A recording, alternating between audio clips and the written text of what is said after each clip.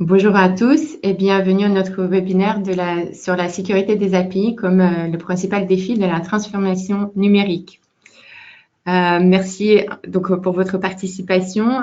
Sachez que ce webinaire sera enregistré et vous serez envoyé quelques heures après. Vous pouvez poser toutes vos questions tout au long et on sera disponible pour y répondre à la fin de ce webinaire. Il y aura également quelques questions interactives, donc nous vous invitons à y participer, ça rendra les choses plus intéressantes.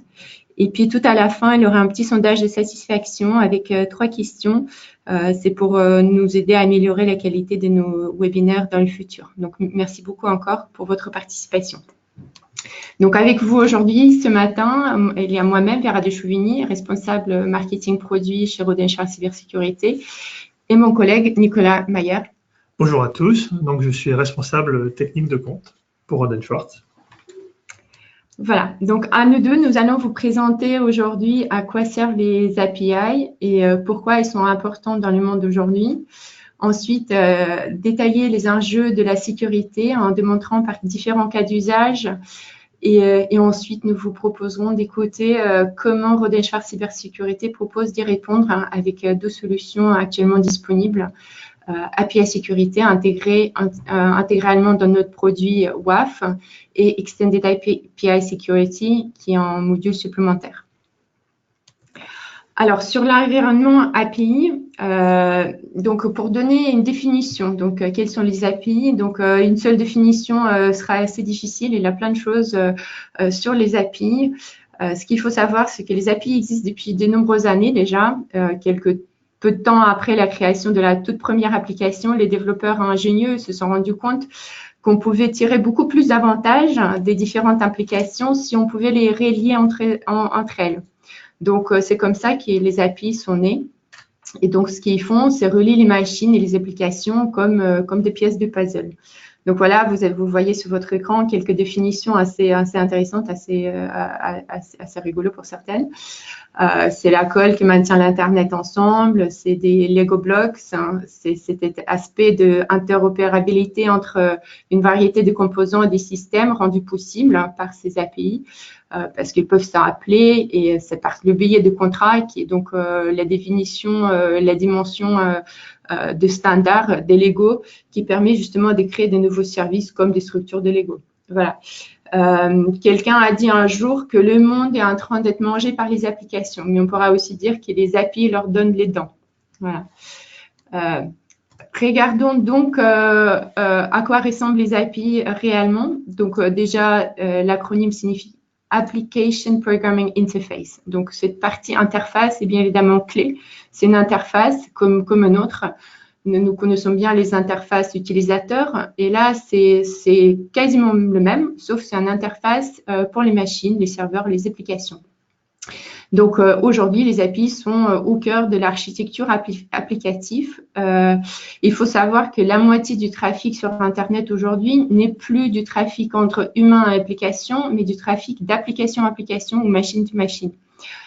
Donc, ça relie également des applications mobiles et de nombreux appareils IoT, comme vous voyez sur les schémas à droite. Voilà. Ce que je vous propose maintenant, c'est un petit sondage, donc une petite question interactive. Merci d'y répondre. Et la suivante, combien d'API sont gérés par votre entreprise? Alors, les options possibles, moins de 100, plus de 100, plus de 200, plus de 400 ou plus de 1000. Je vous donne quelques secondes pour pouvoir faire vos réponses. Et puis, oui, il a une autre réponse possible, c'est « je ne sais pas ». Voilà, encore 3 petites secondes. Alors, les sondages montent. Alors, vous êtes, on va arrêter le sondage. Vous êtes 57 à dire qu'il y a moins de 100. Donc, la majorité pense que vous avez moins de 100 API dans votre entreprise. 19% entre 100 et 200. 10% entre 200 et 400 et 5% entre 400 et 1000 et 10% qui pensent qu'il a plus de 1000 API dans son entreprise.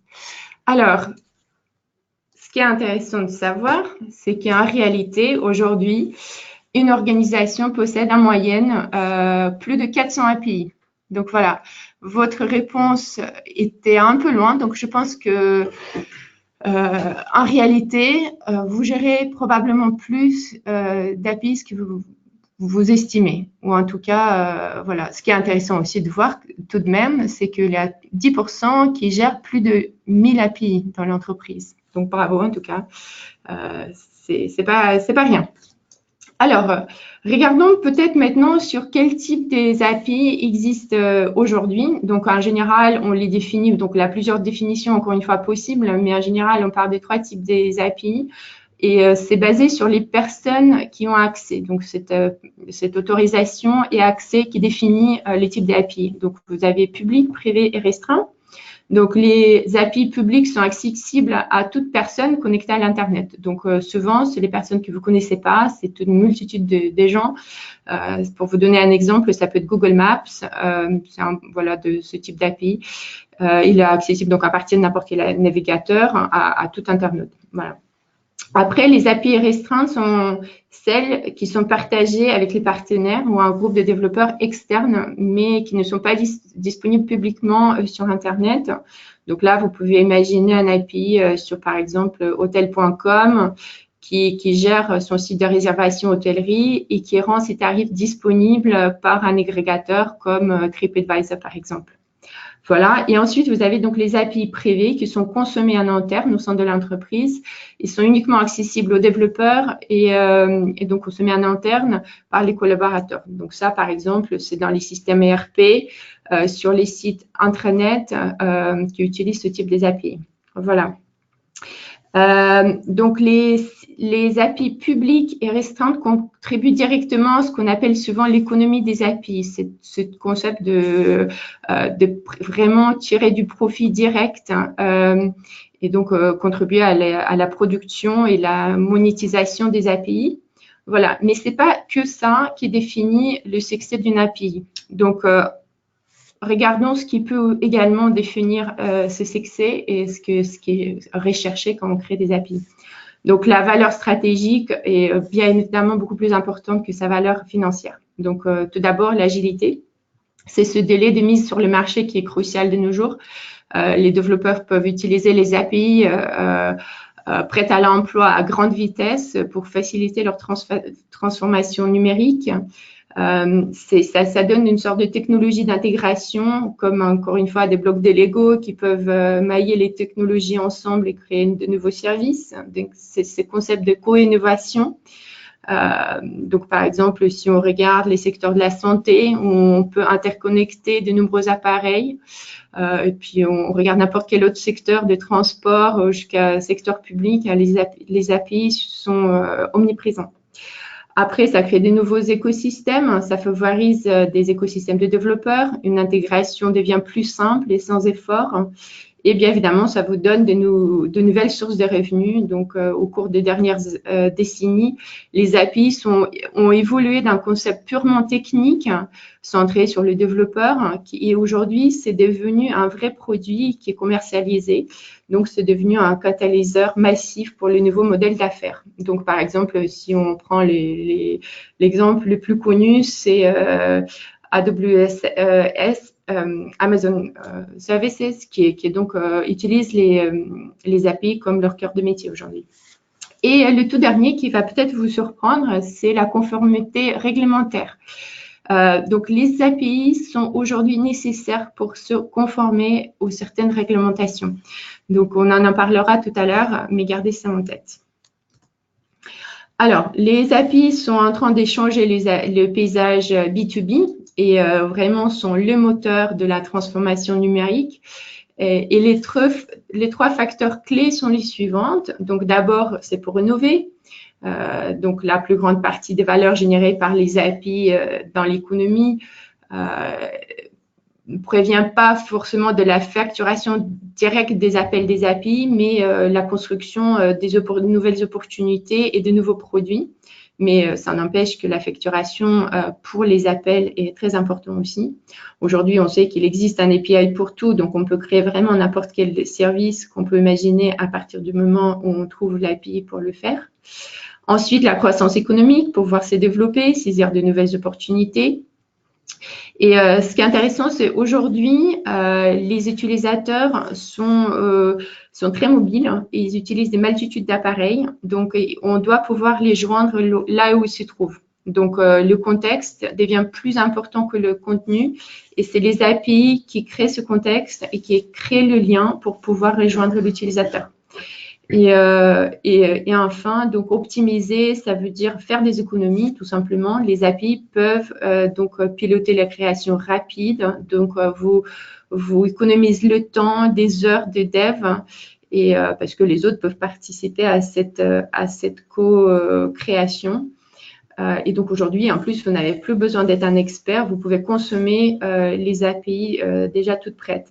Et donc, voilà, des centaines d'heures sont gagnées et aussi votre go-to-market est beaucoup plus rapide. Hein. Donc, vous pouvez dépasser vos concurrents si vous avez les bonnes API pour le faire. Alors, donc nous arrivons à la partie réglementaire. Donc, il y a plusieurs lois et réglementations qui touchent aux API. Donc, la toute première, c'est les PCI DSS. Ce sont donc les exigences de l'industrie qui exigent un niveau minimal en matière de sécurité des données et qui s'appliquent à toute entreprise qui manipule, traite ou stocke des cartes de crédit et les numéros de crédit, donc peu importe leur taille ou leur emplacement.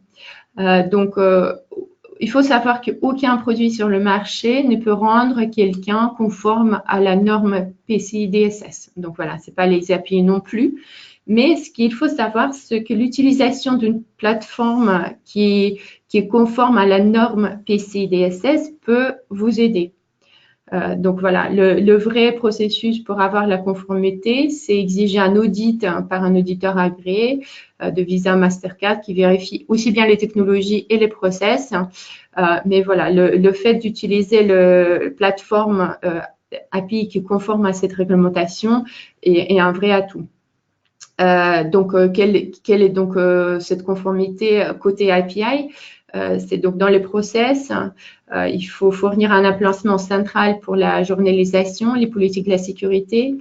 Et vous pouvez aussi, par exemple, assurer que l'API ne stocke pas les données financières sécurisées par défaut. Voilà, après, il y a des autres réglementations, mais ça vous donne une idée en quoi les API sont importants pour ceux qui utilisent les cartes de paiement.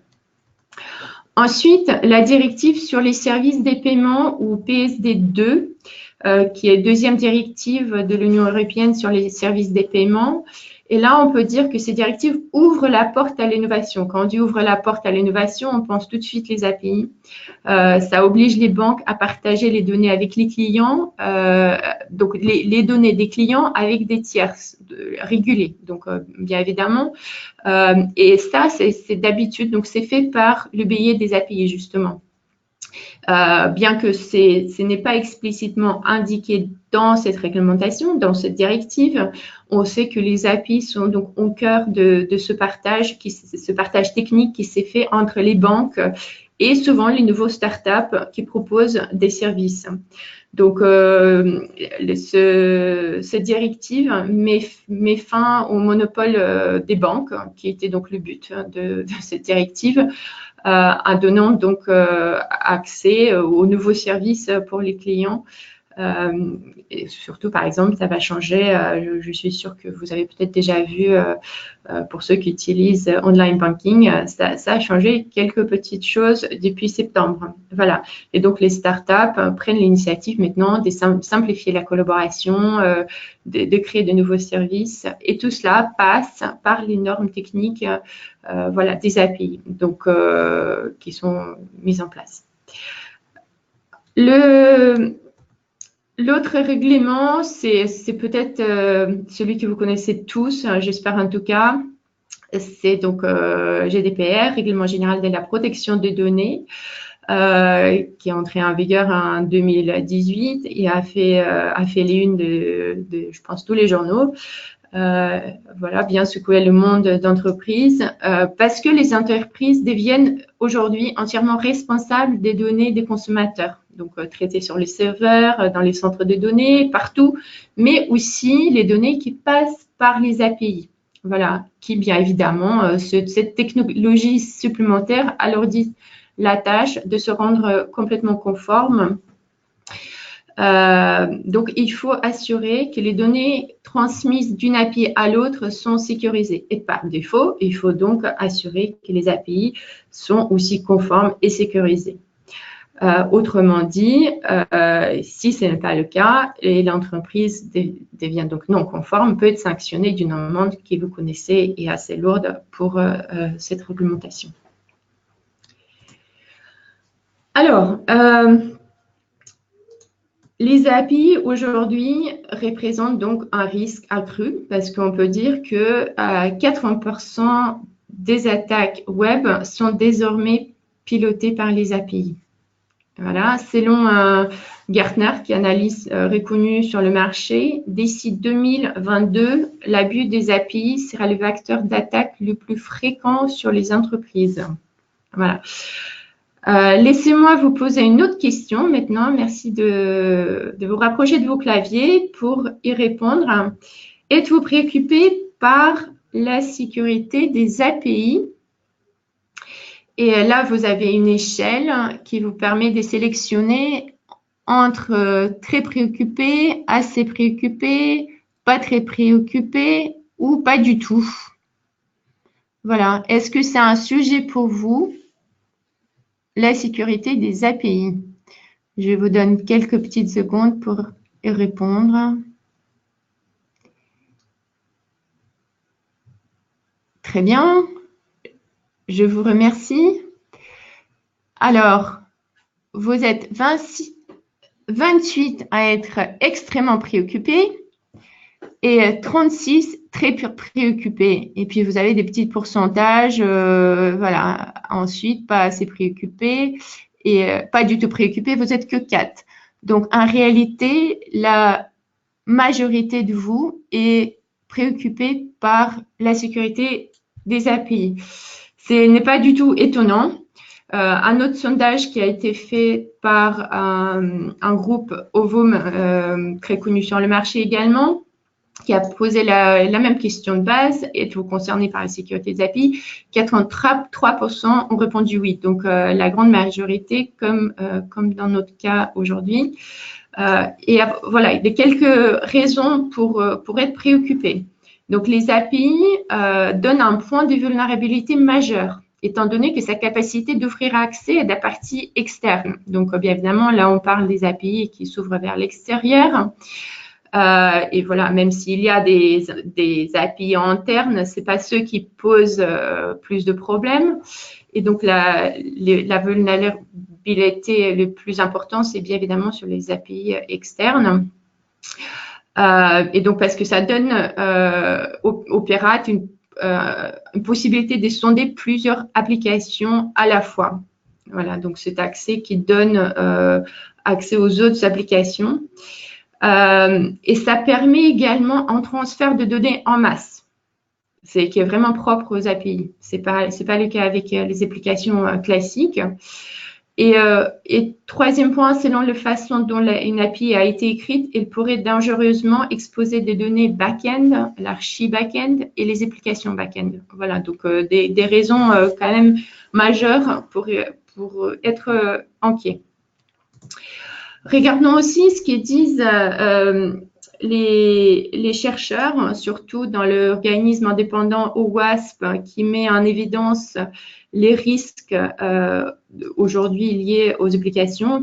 Donc, c'est quelque chose qui est publié tous les 2-3 ans en listant tous les risques applicatifs aujourd'hui. Donc, le dernier en vue, ça date de 2017, où la catégorie des API sous-protégées s'est retrouvée pour la toute première fois dans le top 10 de OWASP.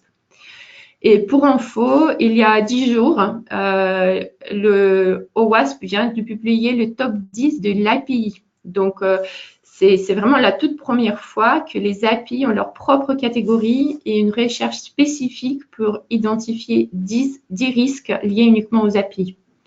Voilà, c'est cette notion des ségrégations. Donc, au fur et à mesure que le marché se développe, on a chaque unité qui devient plus petite. Donc, aujourd'hui, c'est vraiment l'API qui pose problème. Et donc, il a été donc mise en lumière par cette recherche que vous pouvez donc bien évidemment lire. Elle est toute récente, vraiment avec des questions et qui expose chaque risque des API qui a été identifié. Donc, moi, je ne l'ai pas détaillé ici, mais bien évidemment, voilà, allez-y, faites vos recherches sur OWASP API Security Top 10 2019, encore une fois, parce qu'il date d'il y a seulement quelques jours, pour en savoir plus sur les risques des sécurités. Mais même en lisant ce document-là, il ne vous donnera pas forcément une solution prête à l'emploi qui est dans la sécurité. Donc, ce qu'il faut faire, en réalité, c'est une évaluation des risques. Et chaque organisation doit déterminer son propre niveau de risque en fonction de sa culture, de son secteur et son environnement réglementaire. Donc, ici, vous avez un exemple, comment procéder. Donc, en listant les menaces et le risque et avec l'impact économique que ça peut réellement avoir dans votre entreprise. Donc, dans de nombreux cas, l'impact commercial d'un incident de sécurité lié à l'API peut être très sérieux. Donc là, vous avez quelques exemples, pertes financières directes, responsabilité civile, hein, quand on a parlé justement des réglementations, atteinte à sa réputation, des avantages concurrentiels, etc., etc. Donc vraiment, c'est propre à chaque entreprise. Voilà, donc examinons maintenant quelques exemples où cette analyse n'a pas été faite ou en tout cas été défaillante et où les risques d'API ont fait quand même la une des journaux. Donc là, ici, vous voyez quelques exemples, voilà, malheureux. Donc, ce qu'il faut dire, c'est que toutes les industries, tous les secteurs sont vulnérables. Regardez donc ce que vous voyez des géants numériques du premier plan, où là, on peut se dire, on doit s'attendre qu'ils soient quand même un minima protégés, jusqu'aux entreprises privées, les administrations publiques. Hein, donc, tout le monde y passe. Voilà, à partir du moment où vous avez des API, la sécurité est quand même en jeu. Donc, le souci premier, c'est la divulgation massive des renseignements personnels, donc des données personnelles, parce que voilà, ça rentre en lien avec GDPR, hein, dont on parlait tout à l'heure, et l'exemple ici présent vous donne cette confirmation.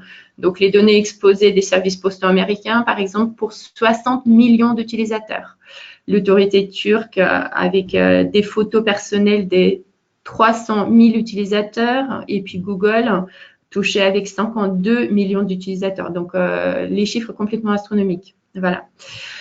Et ensuite, les cyberattaques et les atteintes à la protection de données impliquent les API mal protégées. Et donc, ça, on sait que c'est en augmentation tous les ans, tous les mois. Comme les API continuent à se développer, les risques suivent également. Et ce qui est aussi très intéressant, c'est que ces brèches de sécurité peuvent rester cachées, incognito, pendant des mois, voire des années. Donc, ce qui rend aussi les solutions d'autant plus difficiles à trouver. Donc, pour résumer tout ça, est-ce qu'une API, c'est un atout, un handicap? Bien évidemment, on ne peut pas nier les bénéfices. Donc, la réponse n'est pas binaire. Donc, il y a plusieurs pistes de réflexion, bien évidemment. Donc, il faut garder en tête la vulnérabilité. Les API sont aujourd'hui les maillons les plus faibles de la chaîne de sécurité. Il faut essayer de comprendre la complexité.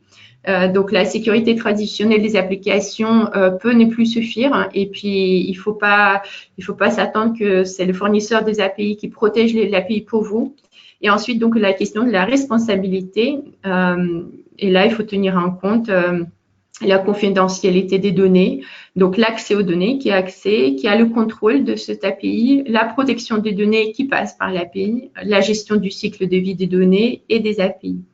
Donc, et donc, la responsabilité aujourd'hui, c'est sur les responsables du traitement, ceux qui collectent les données, mais aussi pour les processeurs. Donc, ceux qui gèrent les API sont également responsables dans les cadres justement des lois en vigueur en Europe.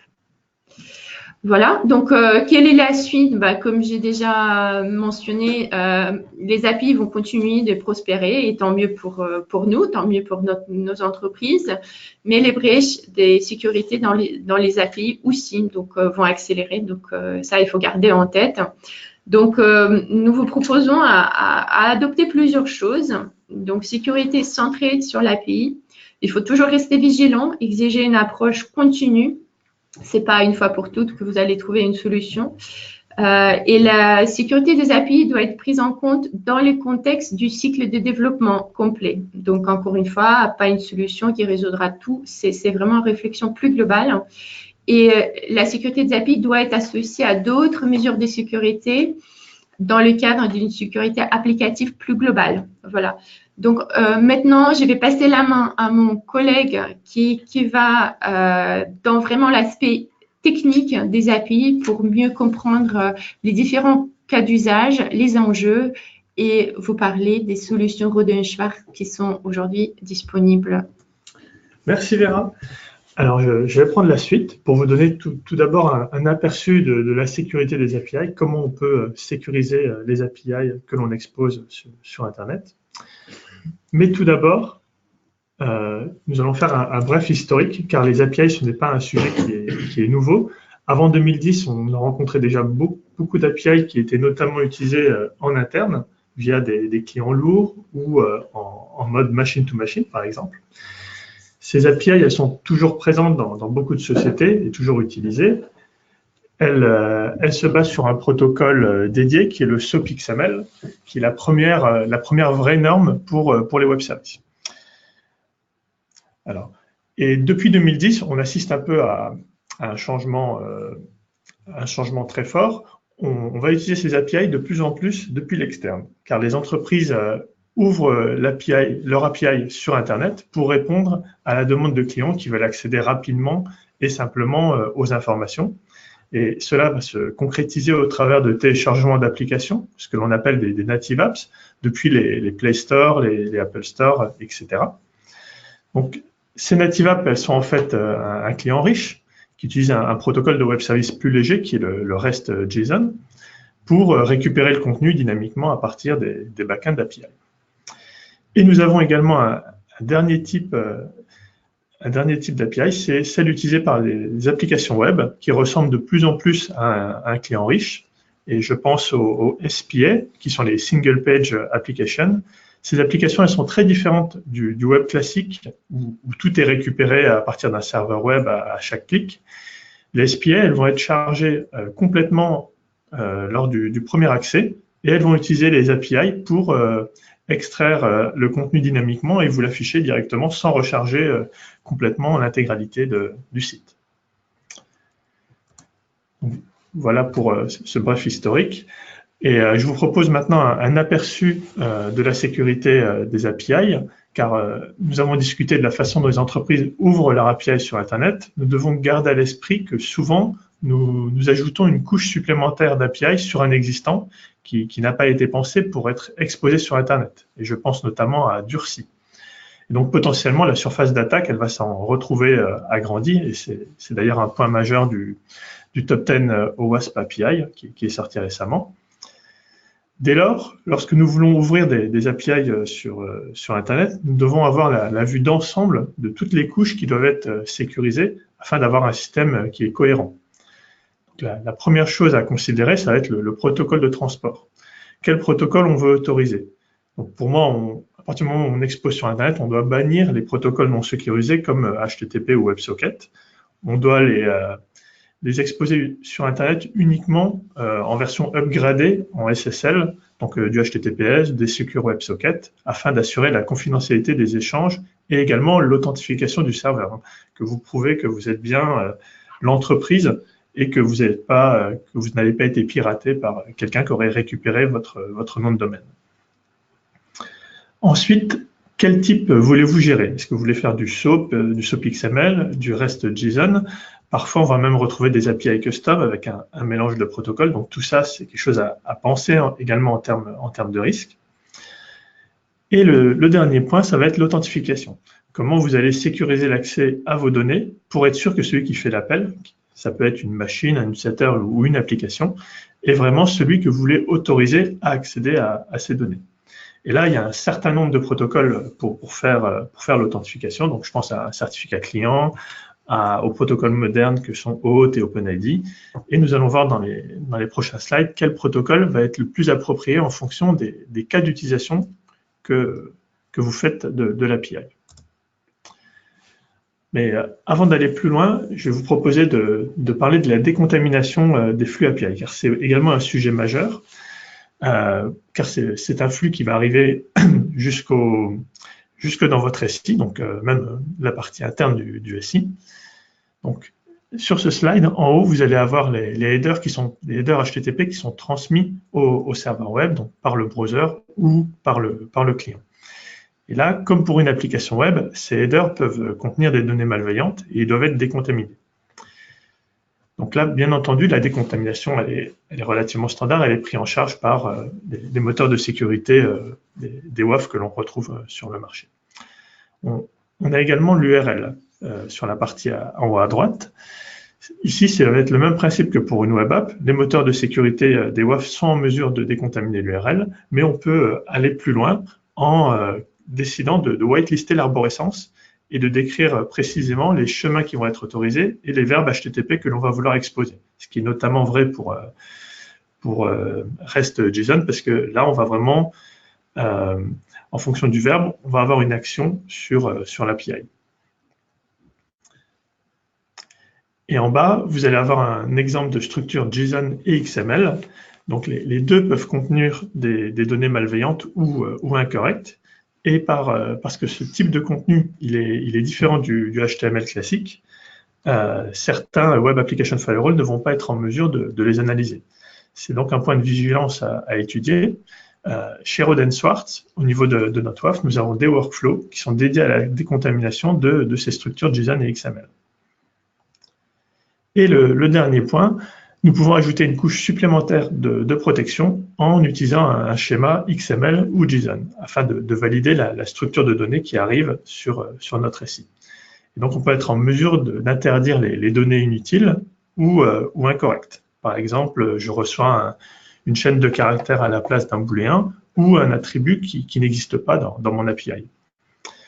Donc ici, on va pouvoir appliquer cette protection à la fois en entrée, c'est-à-dire lorsque je reçois la requête, mais également en sortie.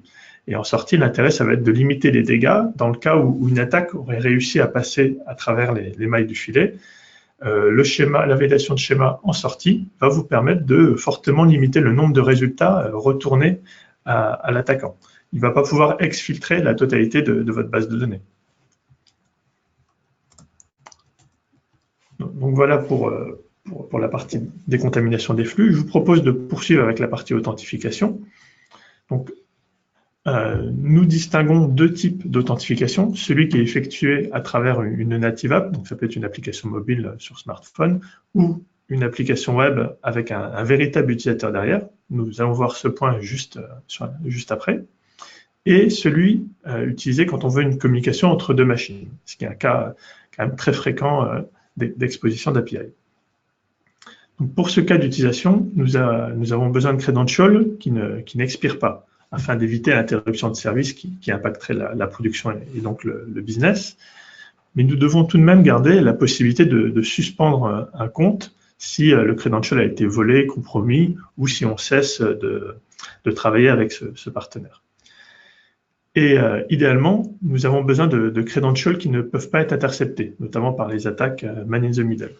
Donc le meilleur moyen de réunir tous ces critères, c'est d'opérer avec une authentification par certificat client, donc qui est également appelée authentification mutuelle SSL. Cela va permettre d'éviter l'utilisation de mots de passe qui expirent. Et également, si un attaquant réussit à capturer une séquence, il ne sera pas en mesure de la rejouer, car il lui faudra obtenir la clé privée, ce qui est un challenge autrement plus délicat. Donc voilà pour pour ce premier use case d'authentification. Le deuxième use case, il est un peu plus complexe. Il nécessite des moyens d'authentification modernes car nous allons devoir à la fois authentifier le client qui fait l'appel et l'utilisateur qui est derrière.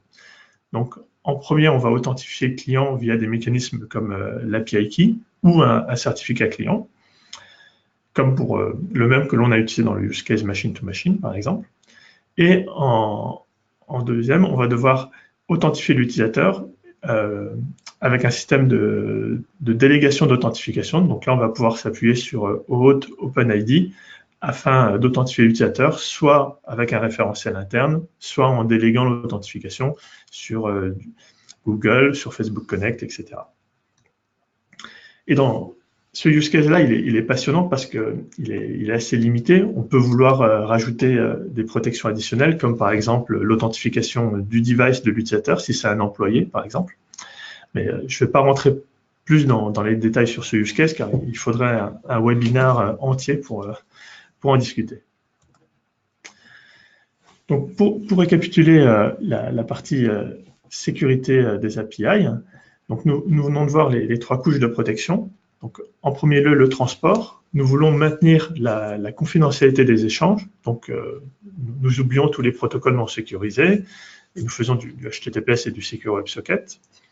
Ensuite, nous voulons contrôler l'accès à notre API en utilisant des mécanismes d'authentification qui sont appropriés au use case, car on ne peut pas répondre avec le même mécanisme pour tous les use cases. Et enfin, la dernière étape, la validation du flux.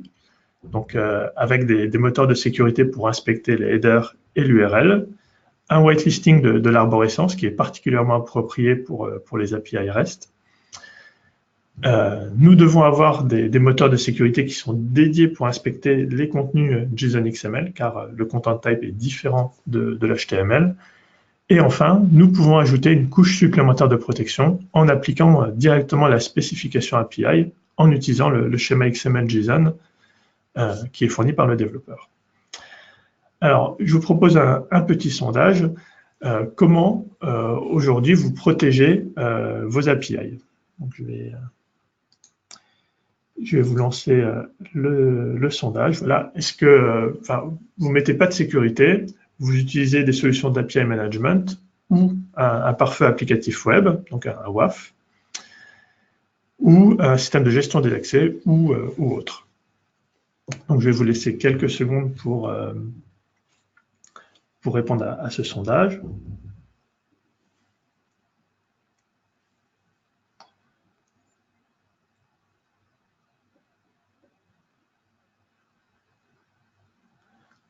Donc voilà, là, je vais fermer le sondage et je vais vous partager les résultats.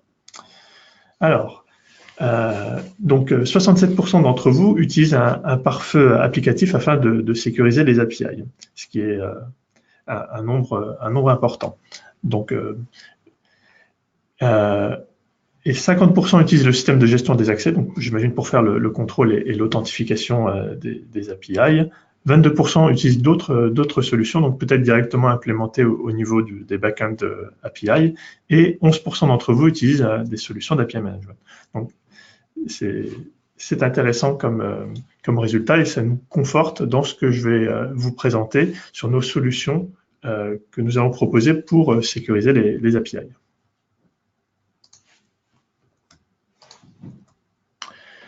Alors, voilà. Donc, pour nous, la meilleure façon de sécuriser l'API,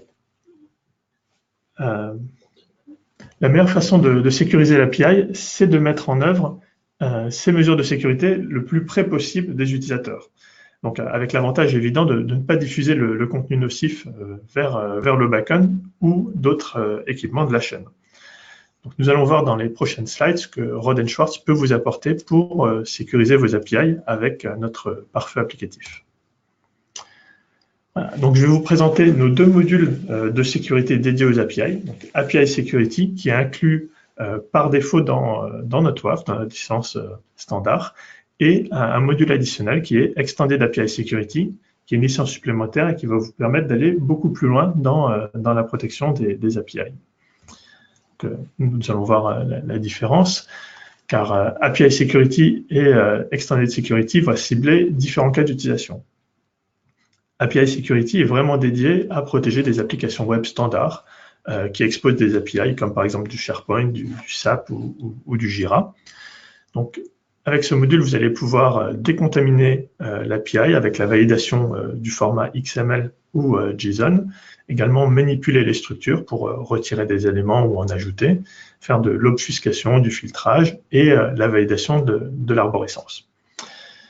Il vous permettra également de mettre en place le premier use case d'authentification que nous avons vu tout à l'heure, qui est une authentification SSL mutuelle pour protéger les API en mode machine-to-machine.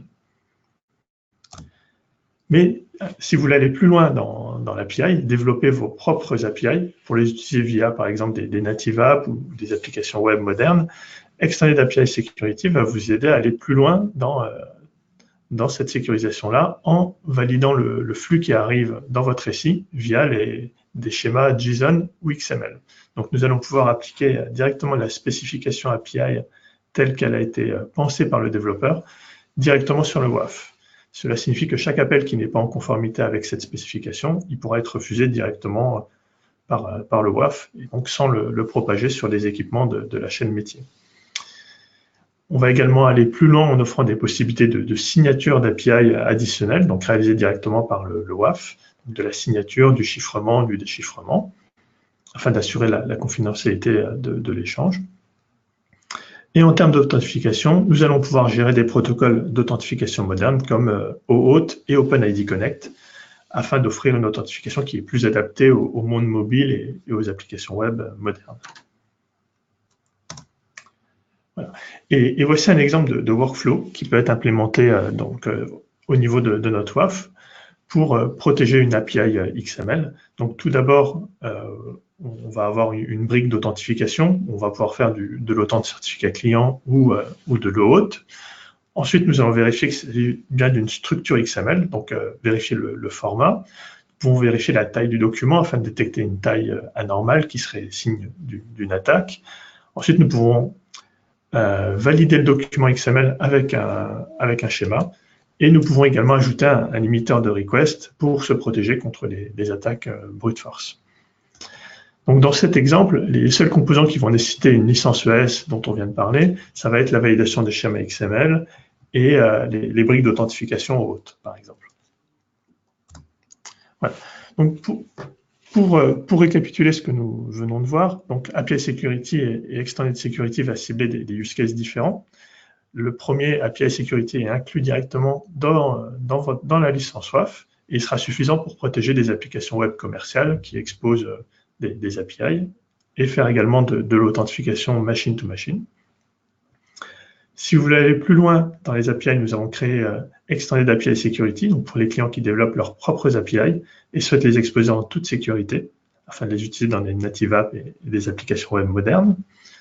Et avec EAS, vous serez en mesure de gérer les protocoles d'authentification modernes comme OAuth, OpenID Connect, d'améliorer la décontamination du flux en appliquant la spécification API directement sur le WAF et également des fonctionnalités additionnelles comme le chiffrement, la signature directement au niveau des structures XML ou JSON.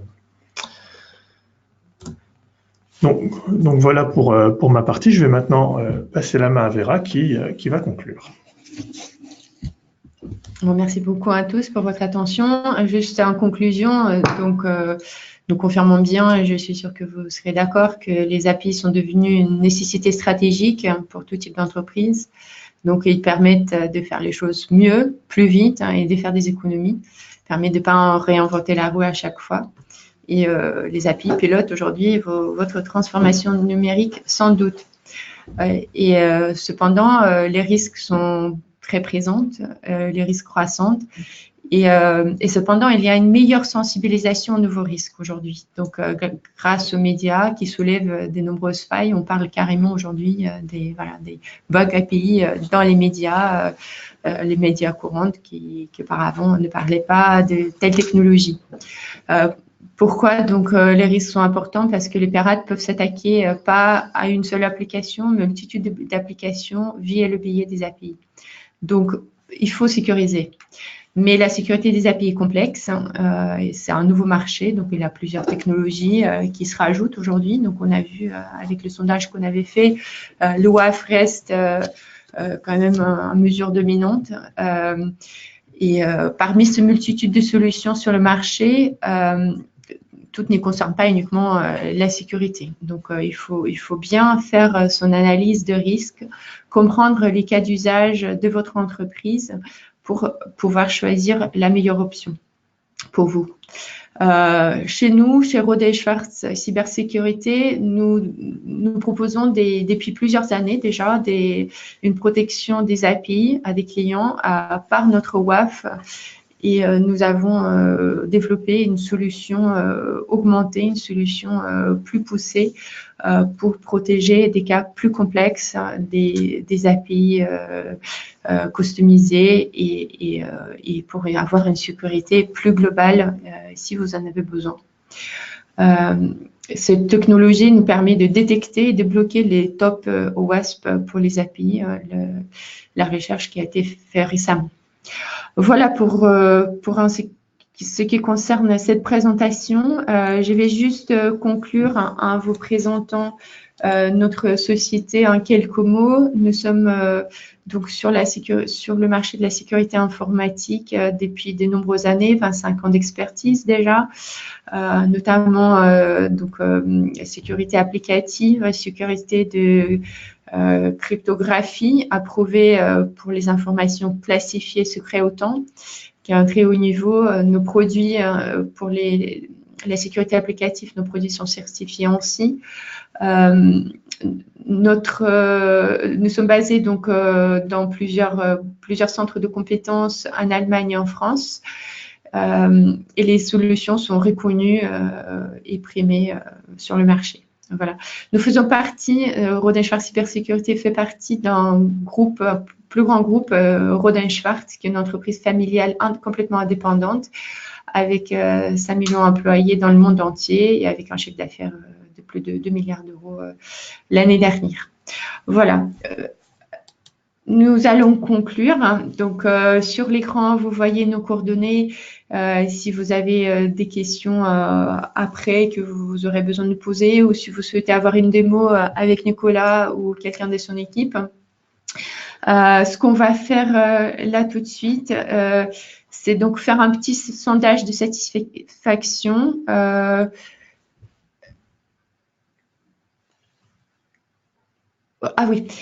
On fera le sondage après. On va d'abord faire les questions, on va prendre les questions. Donc, si vous avez pu poser vos questions en ligne, on va les prendre maintenant. Si vous n'avez pas encore fait ça, n'hésitez pas. Donc, avec Nicolas, on va regarder sur l'écran. Donc, posez les questions. Alors, première question, qu'est-ce qui est devenu Web Services Firewall ? Alors, Web Service Firewall, c'était l'ancien nom de Extended API Security dans les versions inférieures de RSWAF. Donc aujourd'hui, ça a été renommé Extended API Security et on a rajouté donc les protocoles d'authentification modernes que sont OAuth et OpenID Connect et également rajouté la validation des schémas JSON. Alors, merci Nicolas. La question suivante, l'Extended API Security est-elle inclus dans la Business Edition du WAF? Alors, dans la Business Edition du WAF, on va avoir API Security qui est inclus en standard. Et pour avoir Extended API Security, il faut upgrader la licence en Enterprise. Voilà, ça permettra d'avoir la licence supplémentaire Extended API, effectivement. Ensuite, la question suivante. Je ne vois pas l'intérêt de valider les structures JSON XML via des schémas. Oui, alors pour nous, la validation des structures JSON XML via schéma, c'est vraiment la garantie que le flux qui va être reçu par le WAF, il est bien en accord avec la spécification du besoin métier qui a été développé sur le backend API. Donc c'est vraiment, ça assure un très très bon niveau de sécurité. Alors, une autre question intéressante sur les faux positifs. Est-ce qu'il y aura plus de faux positifs avec cette fonctionnalité que j'imagine est Extended API? Oui. Alors, la validation des flux via schéma, ça ne va pas introduire plus de faux positifs car de toute façon, le flux il aurait été bloqué au niveau du backend. Donc ça ne va pas créer plus de flux, hein. Enfin plus de faux positifs, pardon.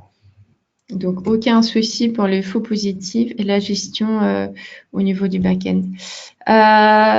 Encore une question. Alors, API GW, donc je pense que c'est quelqu'un qui parle de API Gateway. Est-ce qu'on peut déjà faire la validation des schémas sur le API Gateway? Alors, en général, les solutions d'API Gateway offrent également cette solution-là. Après, à notre sens, c'est une fonctionnalité qui a plus de légitimité sur le WAF afin de centraliser tous les contrôles de sécurité sur un même point. Et en plus, comme on est placé devant l'API Gateway, on va pouvoir faire ce contrôle avant et donc envoyer un flux propre à l'API Gateway qui pourra se concentrer sur la partie fonctionnelle du traitement de l'API. Alors, on arrive à la fin du temps alloué pour ce webinaire. Donc, nous allons arrêter les questions ici. Si vous en avez d'autres, n'hésitez pas à nous les envoyer par mail. Alors, revenons à notre petite enquête de satisfaction. Alors, l'enquête de satisfaction va vous être envoyée par email, hein, donc vous allez pouvoir... Un petit changement d'organisation logistique. Bon, voilà, donc l'enquête vous sera envoyée par mail. En tout cas, nous espérons que ce webinaire a répondu à vos attentes et que le contenu vous a été utile.